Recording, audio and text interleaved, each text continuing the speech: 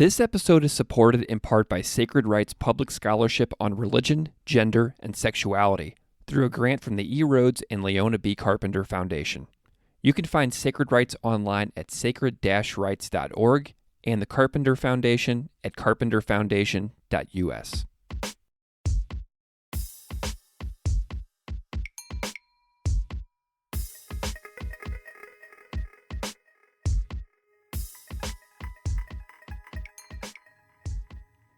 Welcome to Classical Ideas. This is Greg Soden. On this episode, I am delighted to welcome Dr. Judith L. Bishop.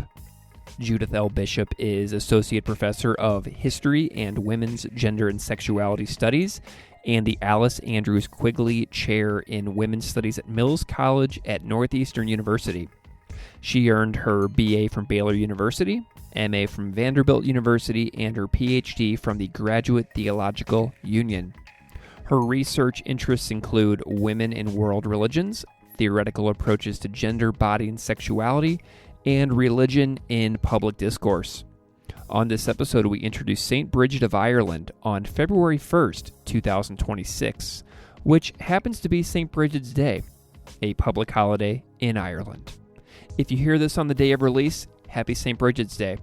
I hope you enjoy my conversation with Dr. Judith L. Bishop.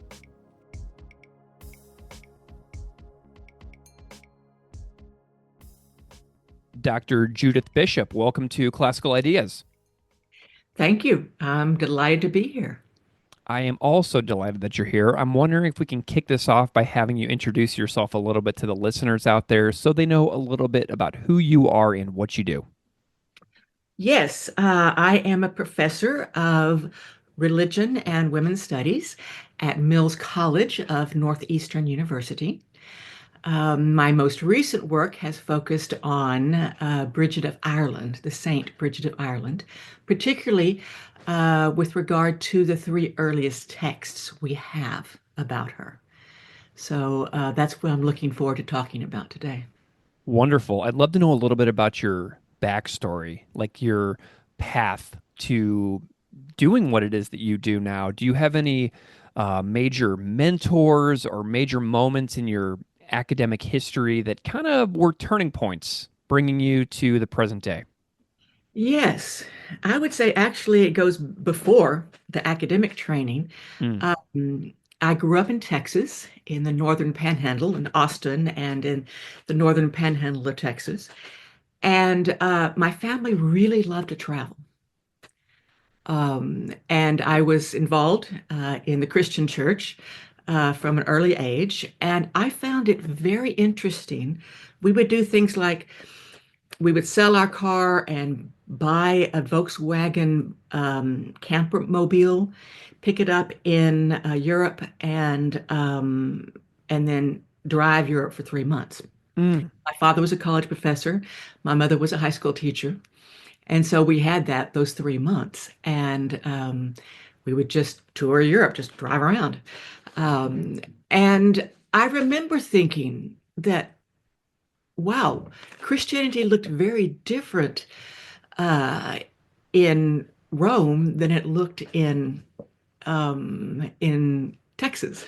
And so I became very interested, even at a very young age, looking at Judaism. Later we went to Israel, and Judaism looked very different in Israel than it had looked in Texas. And other places, New York. So I had an early interest in how culture and religion interact, how cultures will, when a new religion enters their culture, they will go through a process of making that religion more accessible to their culture. They'll take a lot of things from the culture that it came from, but they'll also ditch some of those things, and they will add things from their own culture. And so culture and religion as indispensable aspects of what we understand to be religion has always been fascinating for me. Did those experiences kind of inspire your studies at Baylor and Vanderbilt and then Graduate Theological Union? How did that Like, did you start studying religion out of the gate as an undergrad? No, I did not. I was a English, Spanish, and theater major. I liked Ah, college. lovely. I liked college a lot. And then I got out and actually worked. I had been involved since I was 12 years old with a deaf girl who was my age. I'd begun to learn sign language. So I went in that direction for a while.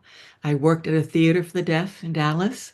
I worked for a group that worked on the border of Texas and Mexico, modeling. It was a group of deaf young adults modeling deaf leadership for the some many times undocumented deaf youth of the border. Mm.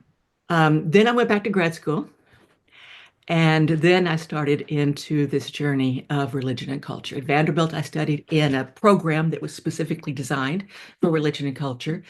At Berkeley, I majored in culture and religion, and my major emphasis was on culture and religion. Excellent. Well, I'd love to chat about your work. As you mentioned earlier, you've been studying St. Brigid of Ireland recently. Um, what first drew you to studying St. Brigid and early Irish texts? Where does that origin come in for you? Well, actually, it comes in exactly with what we were talking about. It comes in um, with encountering the Bethy Brigda, which is the Old Irish slash Latin multilingual text, and reading this and thinking, wow, this is different. And so I was very interested when I started looking about for a dissertation topic. I was very interested in looking at a culture that accepted Christianity without a standing army. Hmm. Mexico, for example, Latin America, you got a standing army right there. And I thought, okay, what does this look like without the pressure of a standing army behind it? I would argue that all religions, when they cross cultures, become, and even within the original culture that they're born in, are syncretistic.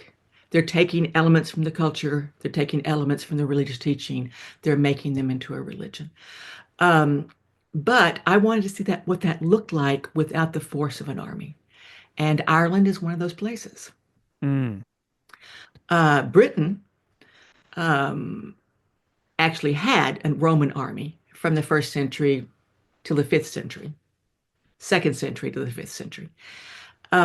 And it develops in there's an aspect of English history that's called Romano-British, which is it is this period of time where the original tribal confederations of the British change into a more imperial structure, and it's a combination of British, pre-Christian, pre-Roman British, and Roman, but it lasts for 300, almost 400 years. So, and that, of course, is the culture that St. Patrick, comes out of. St. Patrick is a Romano Brit. He gets kidnapped as a teenager by Irish raiders. The Brits and the Irish raided each other's coasts for slaves and taken to Ireland. And then after several years there, he escapes, comes back, but then feels a call to go back to Ireland as a missionary. Hmm. So our, um, he's Romano Brit. Patrick is Romano Brit. Brigid is born, raised in Ireland. Hmm. And so she's our first kind of full-on Irish. Oh Um, my gosh. That's so interesting. I had no idea about that history too. That's really interesting. I'd never heard that term Romano Brit as well. So that's actually really helpful for me thinking about the context of where actually a lot of my personal heritage in my family comes from. So wow. I actually personally appreciate knowing that. So you sent me a reading, a chapter called Blended Traditions, Texts and Language in the Study of Religious Conversion. What is the context of this piece in relation to its larger body of work? Well, this is looking at specifically, most particularly, the language because Bethy Brigden is one of three very early, relatively early, biographies Mm, of Brigid.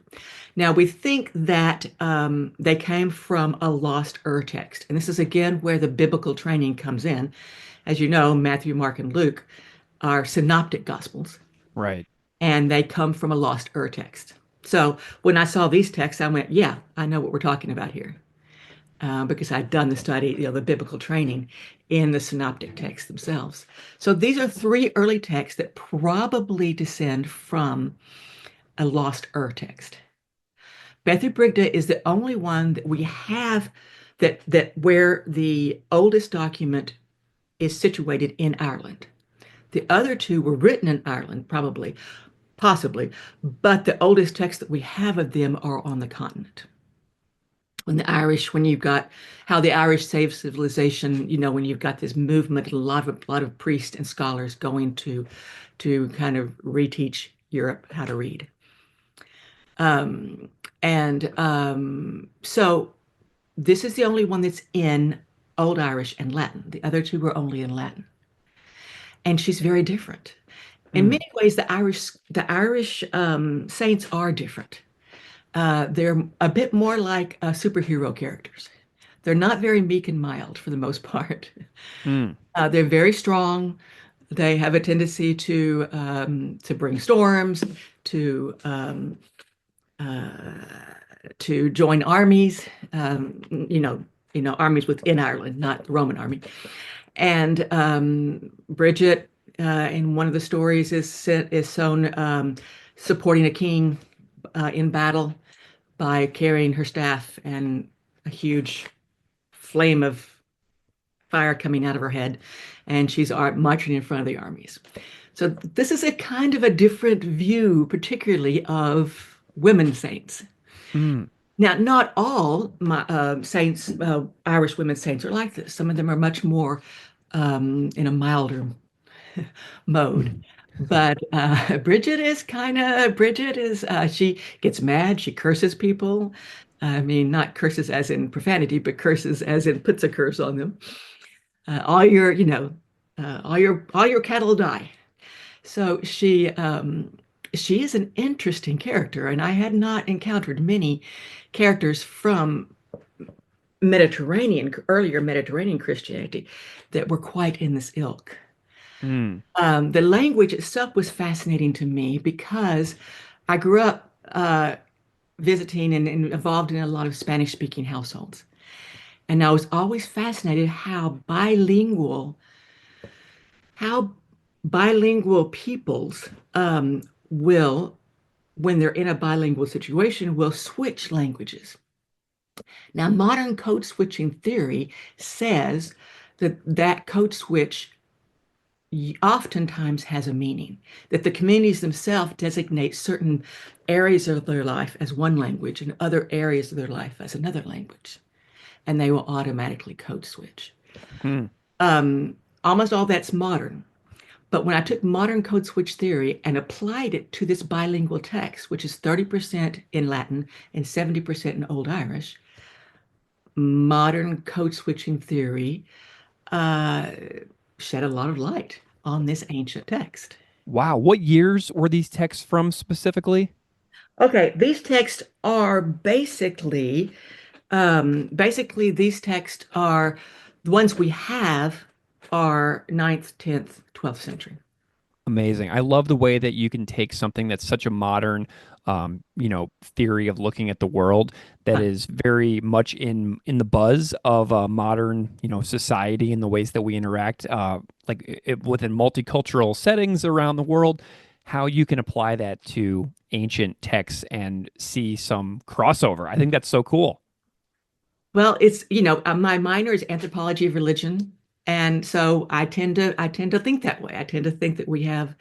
So this particular text has some interesting ways that totally. For example, there's one story they tell where all of the actual dialogue is in one language, and then it switches to um, he said, she said, and then he went here, descriptive narrative in another language. And that's a very common, that's often often noted in research about modern bilingual texts. So that's one thing. Then there's another issue about fasting, where two words are used for two incidences of fasting. In one of them, where she switches from Old Irish to Latin, and in that one, she is fasting all night before a major miracle in the manner of Jesus. We have that Jesus fasted sometimes before a miracle. And so that is the situation in which we see an Old Irish text switch to Latin just to say, and she fasted, and then switch back. Mm. Yeah, that's interesting stuff too. Like I love the switching back and forth because it's something that people do now so regularly, and it kind of creates this connection between modern society and an ancient society in a ways that maybe people would not have expected. Were you surprised by it? Well, I was watching it. I mean, because I grew up about this and I'd studied code switching, I wasn't so much surprised by it as I was surprised by the fact that it was happening in the ninth century, Yeah, no probably kidding. earlier. That humanity and language are so constant. Yeah. And we Yeah, see this really, yeah, we see this really in the second example, where she switches from Latin to Old Irish. So most of the text is in Latin. She switches to Old Irish. The situation is she's going to this wealthy man's home who's welcoming her home. And when she enters, she realizes that he is not a Christian, it's a pagan home. And she says, because of that, I cannot eat. Mhm. He offers her food, standard Irish hospitality. And she says, I've just realized this house is not, the Spirit has told me this house is not a Christian household, so I cannot eat, or I will not eat. And it switches for that statement, it switches to Old Irish from Latin. Hmm. Now that goes back to an ancient Irish law, pre-Christian, that states a certain habit. We call it the hunger fast. Okay, it's used by Ireland's particularly in modern history, particularly in the Revolution.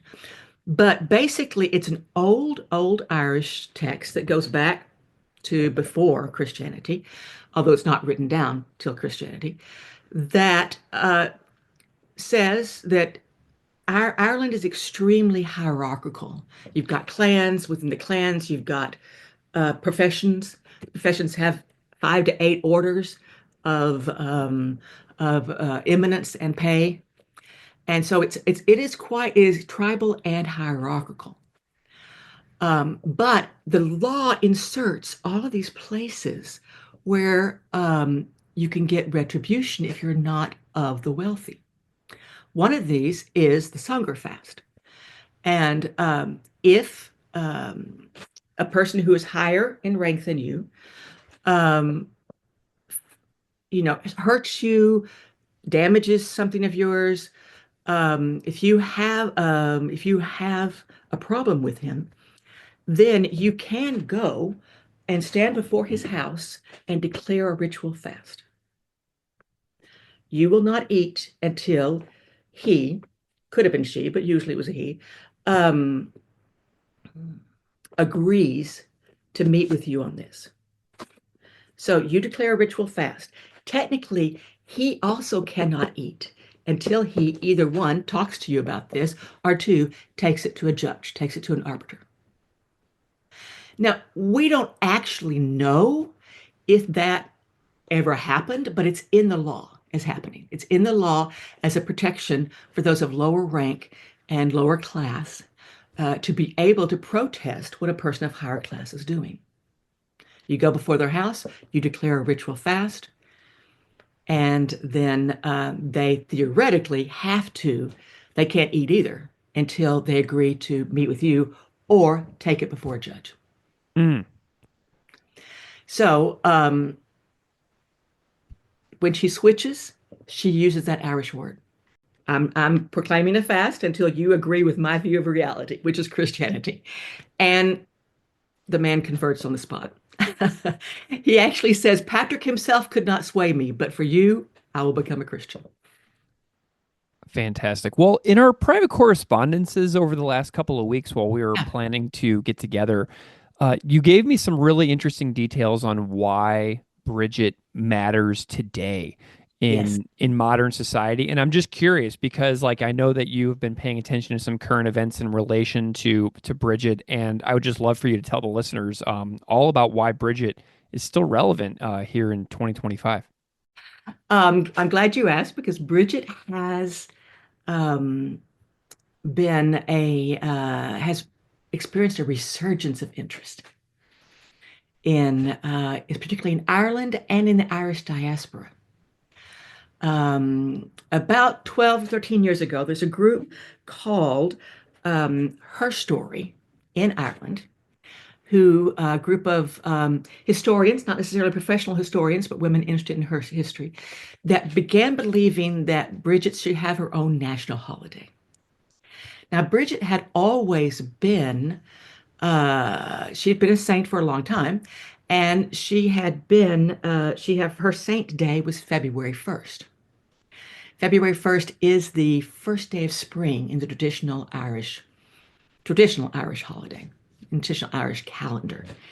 And so this group of women decided that Bridget needed her own national holiday. And they mobilized and petitioned the government for a solid 10 or 11 years and raised all this interest in Bridget throughout Ireland. And in 2023, Bridget got her holiday. Awesome. February 1st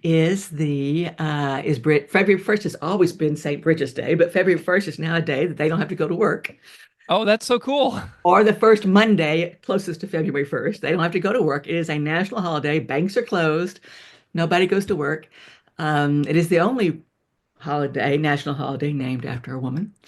And it was brought about by this group of women, Her Story, that petitioned and then grew larger and larger and larger, that petitioned the government, and then other people joined them in petitioning the government for a day for St. Bridget.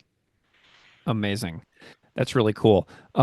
So we're gonna try and release this episode around St. Bridget's Day. That would be So great. hopefully for listeners they'll appreciate the relevance of this particular episode in a timely fashion when we get there. What a great celebration! I am curious as well about your recent experiences with sacred rites and what that was like. Focusing on getting your work out there for a broader audience, like beyond the academy. Tell me what you've enjoyed about doing that. Well, that's exactly what I enjoyed about doing that. It's a fantastic program. I highly encourage any scholars of religion or people who have just trained themselves very strongly in religion to consider applying for this program.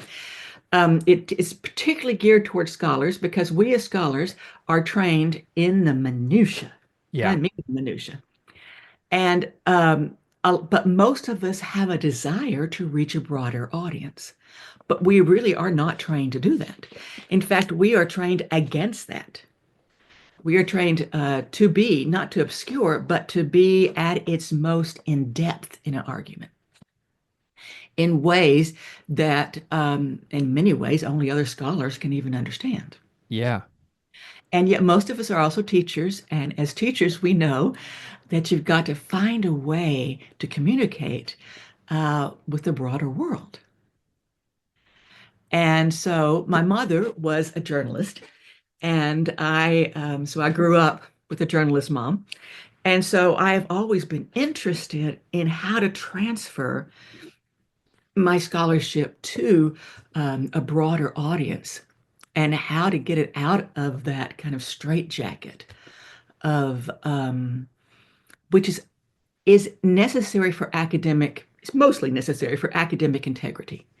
and has its place. But at the same time, these stories have a broader resonance than that academic straitjacket. Uh, What are some of your goals for public scholarship in the next, I don't know, 1 to 5 years? I'd like to do more podcasts. Yeah. I would like to do some newspaper articles.